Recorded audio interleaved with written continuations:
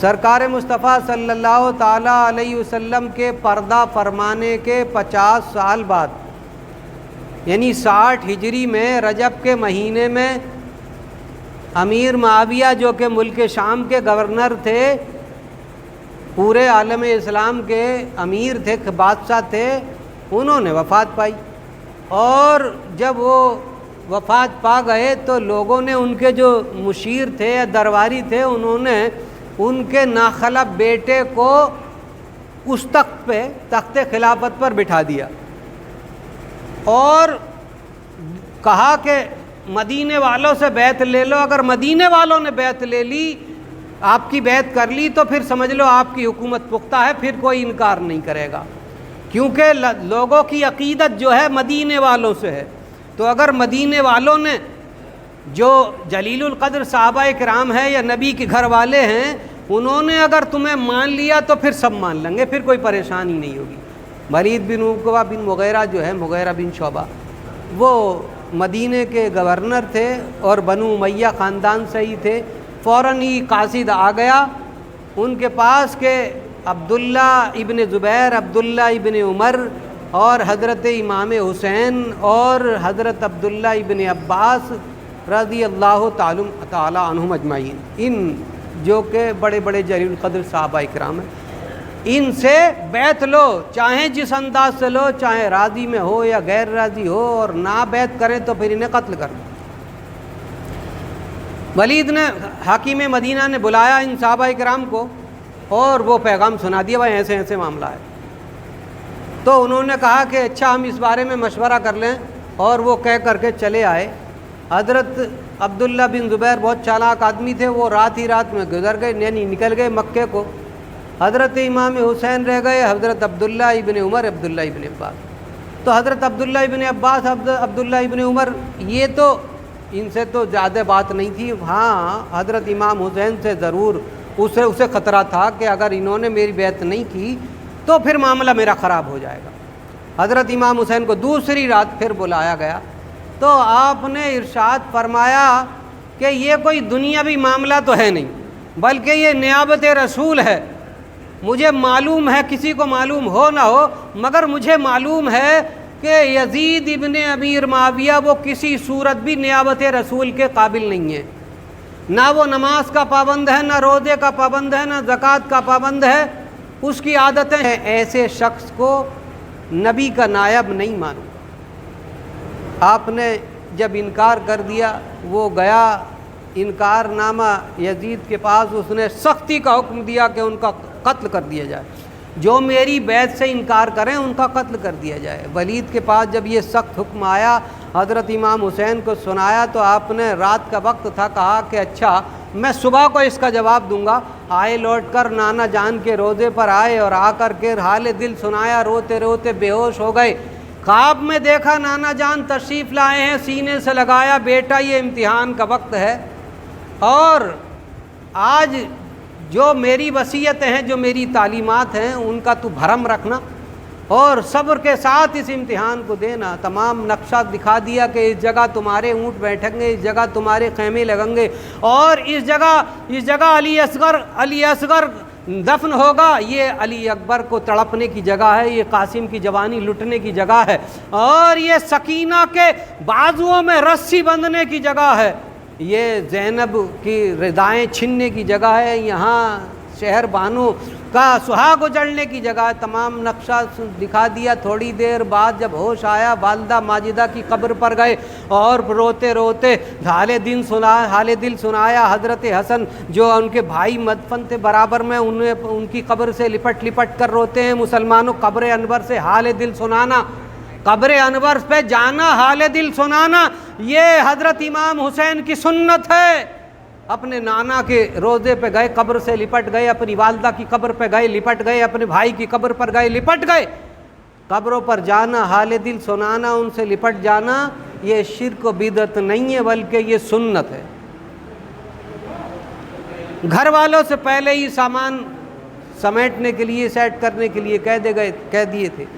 آئے اور آ کر کے وہ سواری مدینے سے رات کی تاریکی میں چل دی۔ یہ دیکھیے اتفاق کی بات دیکھیے کہ 60 ہجری یعنی 60 سال پہلے نانا بھی جب مدینے کو مکے سے آئے تھے تو رات ہی کے وقت میں آپ نے رخت سفر باندھا تھا۔ مکے سے آئے تو مدینے کو، آج مدینے سے نانا مکے کو جا رہا ہے تو رات کا وقت ہے۔ ادھر بھی چھپ کے آئے تھے، ادھر بھی چھپ کے جا رہے ہیں، ادھر سے بھی چھپ کے جا رہے ہیں۔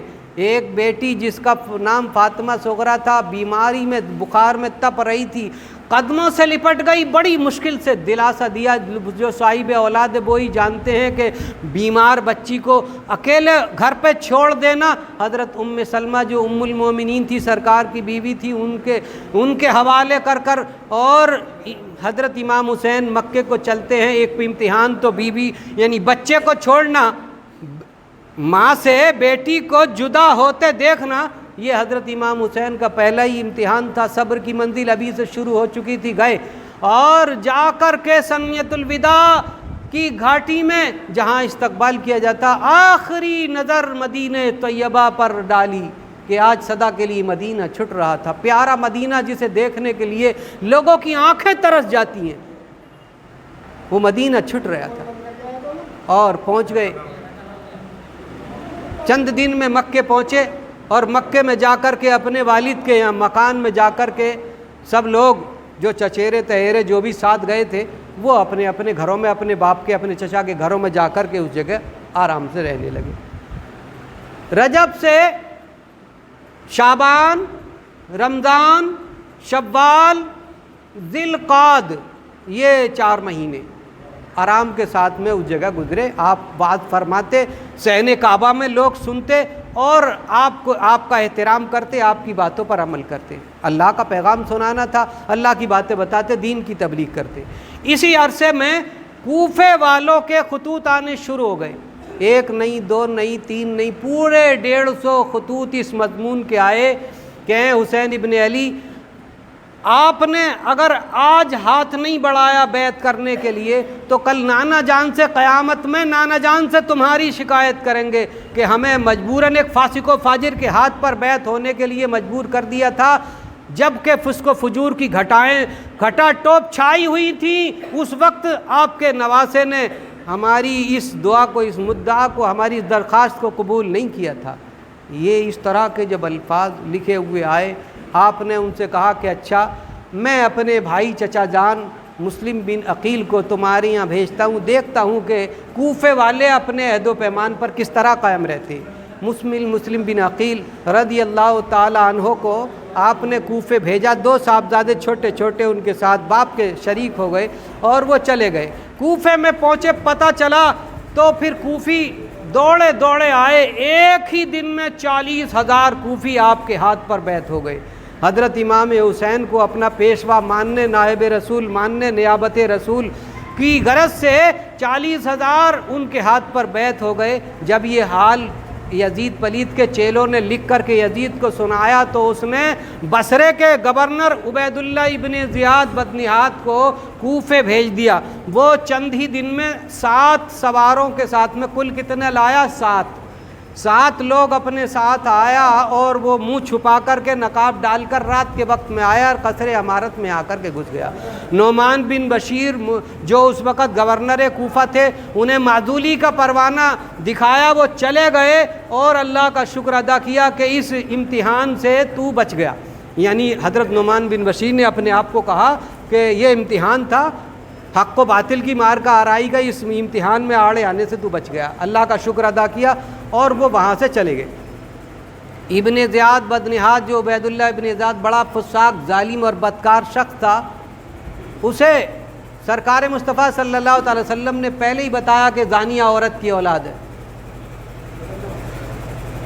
اس نے آ کر خزانے کا منہ کھول دیا اور لوگوں کو خریدنا شروع کر دیا، کسی کو 40 دینار میں، کسی کو 100 دینار میں، کسی کو 200 دینار میں، کسی کو 500 دینار میں، خریدتے خریدتے تمام کوفے والوں کو خرید لیا۔ حضرت امام مسلم مغرب کی نماز پڑھا رہے تھے، کتنے آدمی تھے؟ کوفے کی جامع مسجد میں 500 آدمی آپ کی مغرب کی نماز میں تھے، مگر جب سلام پھیرا تو تو کل 3 آدمی نماز میں تھے، سب کے سب نماز میں ہی نیت توڑ کے بھاگ گئے تھے۔ یہ کوفیوں کا جو شیعہ تھے، شیعان علی کہلاتے تھے، حسین ابن علی کے بلانے والے تھے اور محبت کا دم بھرنے والے تھے، ان کا حال ہے کہ نیت باندھے ہوئے پیچھے توڑ کے یہ جاں اور وہ جاں، یعنی دھوکہ دینا ان کی سرشت میں کل بھی تھا اور آج بھی ہے۔ تنے تنہا رہ گئے، دوسرا ملک ہے، کوئی بچانے والا نہیں، کس کے گھر کو جائیں، سب دروازے بند پائے۔ آپ رات میں جا رہے ہیں، مغرب کے بعد میں، عشاء کے بعد میں، مگر کوئی دروازہ کھلا ہوا نہیں پایا۔ ایک دروازہ تھا، بوڑھی عورت بیٹھی تھی، طاہا نامی بیٹھی تھی، اس بوڑھی عورت سے کہا میں مسافر ہوں، غریب الوطن ہوں، مجھے رات گزارنے کے لیے اپنے گھر میں جگہ دے دو۔ انہوں نے کہا بیٹا تو کون ہے؟ میں تو نہیں جانتی، ہاں بلوہ ہے شہر میں، مشکل سے میں اپنے بیٹے کے انتظار میں دروازہ کھولے بیٹھی ہوں، ورنہ میں بھی دروازہ بند کر لیتی۔ آپ کی گفتگو پر ترس آیا، اندر بٹھا دیا اور اس نے کھانا کھلایا۔ جیسے ہی بیٹا آیا، ماں نے تذکرہ کیا کہ ایک مہمان ہے۔ جب اس نے آ کر پوچھا، آپ نے کہا کہ یہ تو میری جائے پناہ ہے، بتا دیا میں مسلم بن عقیل ہوں، نائب ابن حسین ہوں۔ بس وہ فوراً ہی کھانا کھا کے گیا اور جا کر کے عبداللہ ابن زیاد کو بتا دیا۔ وہ تو طاق میں تھا ہی، فوراً گرفتار کے لیے سپاہی بھیجے اور گرفتار کر کے انہیں لے آئے۔ قصر عمارت میں، اسی قصر عمارت میں صبح کے اجالے میں آپ کو اوپر بلند چھت پہ چڑھایا گیا اور اس سے وہاں سے نیچے کو پھینک دیا گیا۔ تمام لوگوں کے سامنے آپ شہادت کی پہلی منزل پر فائز ہو گئے، سب سے پہلے شہید ہیں۔ حضرت امام حسین کو یہ خبر مل چکی تھی کہ بہت لوگ 40,000 پہلے بیعت ہو چکے ہیں۔ آپ نے خط بھیج دیا تھا کہ آپ کے عقیدت مند ہیں۔ آپ 4 ذی الحجہ کو، جبکہ تمام چاروں طرف سے حج کرنے کے لیے مکہ لوگ آ رہے تھے، تو حج اکبر کے لیے حضرت امام حسین اپنے اہل و عیال کے ساتھ رخت سفر باندھ کر چلے مکے سے 4 ذی الحجہ 61 ہجری کو، اور وہاں سے چلتے آپ عراق کی سرحد میں داخل ہو گئے۔ جب معلوم ہوا تو عبید اللہ ابن زیاد نے حر بن ریاحی کو 1000 سوار دے کر کے بھیج دیا۔ حر بن یزید بن ریاحی جو ہے، اس نے آ کر آپ کا راستہ روک لیا اور کہا کہ میں آگے آپ کو نہیں بڑھنے دوں گا، کیونکہ مجھے یہ حکم ملا ہے کہ آپ کو کوفے جانے سے روکا جائے۔ آپ نے ارشاد فرمایا بھائی ہم خود تو آئے نہیں ہیں، دیکھو یہ خطوط ہیں، بلائے سے آئے ہیں اور نہ ہمارا مطلب لڑائی لڑنا ہے۔ آپ چلتے رہے اور وہ بھی چاروں طرف سے جو ہے گھیر کے روکتے رہے کہ کوئی ان میں آ کر شامل نہ ہو۔ ایک کوہ آجا کے دامن میں جب آپ نے پڑاؤ ڈالا، طے کے قبیلے والے آئے اور انہوں نے کہا، تمام حال کہہ سنایا، کوفے میں اب پہلی حکومت نہیں بلکہ عبید اللہ ابن زیاد کی حکومت ہے، ظالم شفاق ہے، آپ مت جائیے یہاں، 3 دن ٹھہریے۔ 3 دن میں اترما بن عدی تھا، وہ سردار تھا طے کے قبیلے کا، اس نے کہا 20,000 آدمی آپ کی رفاقت میں کر دوں گا 3 دن میں صرف، اس وقت آپ جائیے، پھر کوئی خطرہ نہیں ہوگا۔ اگر کوفے میں آپ جائیں گے تو میں لشکر کے جائیں گے۔ تو آپ نے ارشاد فرمایا میں لڑنے کے لیے نہیں بلکہ میں تو دین کی تبلیغ کے لیے کوفے جا رہا ہوں، دیکھو یہ خط ہے، بلابے پہ جا رہے ہیں، مہمان بن کے جا رہا ہوں۔ آپ کی محبت کا شکریہ، یعنی ان کی مدد کو آپ نے جو ہے واپس کر دیا۔